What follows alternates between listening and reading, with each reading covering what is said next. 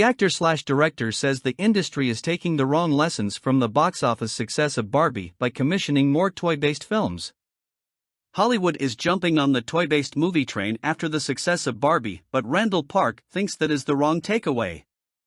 In an interview with Rolling Stone, the actor, who directed the new film Shortcomings, touched on how he believes the industry is taking the wrong lessons from Barbie's popularity.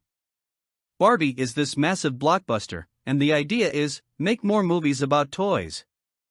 No, make more movies by and about women, said Park, 49, adding later, it's Greta Gerwig.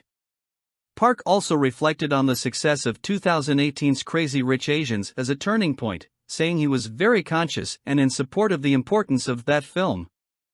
It felt like the beginning of something, he said. Of a shift in culture for Asian Americans, and I think it really spoke to the massive success of that movie. It wasn't just Asians watching that movie, it was so many different people, he said. From my perspective, in this industry we had been told time and again that our stories wouldn't connect with Middle America, Park added. They won't understand it and won't be able to identify with our stories.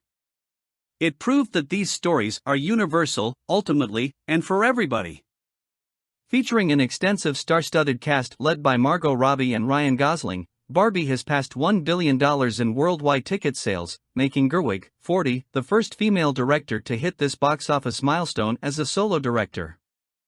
Barbie became Warner Bros. Pictures' biggest-selling film for a Monday ever following its $155 million domestic opening weekend, and the industry's biggest opening weekend for a movie directed by a woman. The movie's success has led Mattel, the Barbie-owning toy company, to plan to adapt 14 additional Mattel properties, including a Polly Pocket movie, directed by Lena Dunham and starring Lily Collins, for the big screen.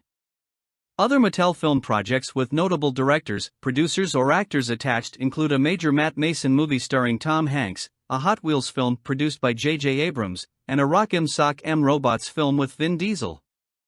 Both Gerwig and Robbie have touched on the idea of more potential Barbie movies in the future, with the director telling People for a Barbie special edition that she hopes hers is the launch of a world and a bunch of different Barbie movies.